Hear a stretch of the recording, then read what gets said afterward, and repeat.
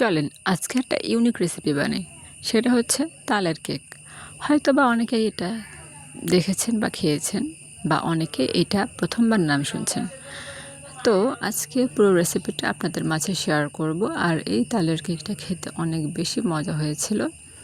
দেখতে পাচ্ছেন, দেখতে কতটা সুন্দর লাগছে, আর খেতেও অনেক বেশি মজা ছিল। প্রত্যেক বাইটে বাইটে নারকেল আর বাদাম পড়ছিল, এই জন্য আরও বেশি মজা লাগছিল। তো চলেন পুরো রেসিপিটা শেয়ার করি। তালের কেক বানানোর জন্য আমি একটি তাল এভাবে পিউরি করে নিয়েছি। জাস্ট একটা তালেই কিন্তু এই পিঠাটা বানানো যায়, বেশি দরকার হয় না। তো তালের মধ্যে আমি পরিমাণ মতো চিনি দিয়ে একটু এটা গুলিয়ে নিচ্ছি, যাতে চিনিটা গলে যায়। এইভাবে গুলিয়ে নিচ্ছি কিছুক্ষণ হ্যান্ড উইস্ক দিয়ে। এরপরে ভালোভাবে গোলানো হয়ে গেলে আমি 1 কাপ পরিমাণ চালের গুঁড়ো স্ট্রেনারের সাহায্যে চেলে দিচ্ছি, যাতে একটু স্মুথ হয়, সফট হয় এজন্য। তো এটা আমি আবারও গুলিয়ে এটা কিছুক্ষণ 5-10 মিনিট রেস্টে রেখে দেব। চালের গুঁড়ো তো এই জন্য একটু রেস্টে রাখতে হবে, না হলে ভালো হবে না।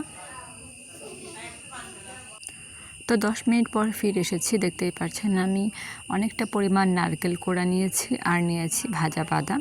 যদিও বাদামটা ভাজতে যে একটু পুড়ে গেছে, তো পোড়ার কারণে একটু দেখতে খারাপ লাগছে, বাট খেতে অনেক বেশি মজা ছিল।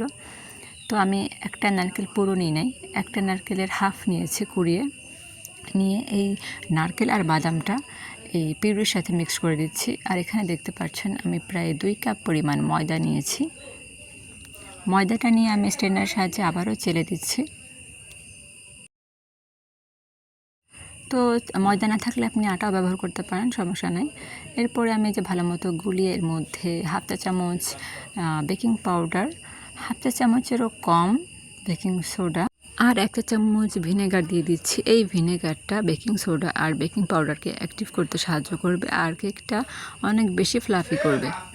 তো কেকটাকে আরও বেশি মজা করার জন্য আমি কিছুটা লিকুইড দুধও দিয়েছি।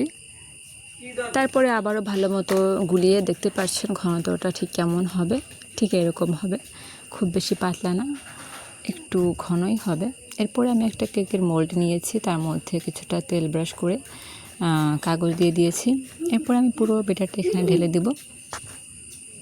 তো এরপরে উপর থেকে আমি নারকেল কোড়া আর বাদাম ছিটিয়ে দেব। এতে দেখতেও সুন্দর লাগবে আর খেতেও আরও বেশি মজা লাগবে। হয়ে গেছে, এবার এটা আমি চুলায় বেক করতে চলে যাব।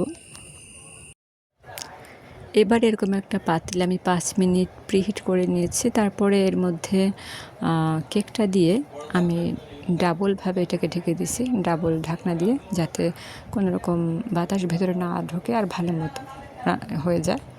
আর একটা শিলনোড়া দিয়ে এটা চেপে দিয়েছিলাম।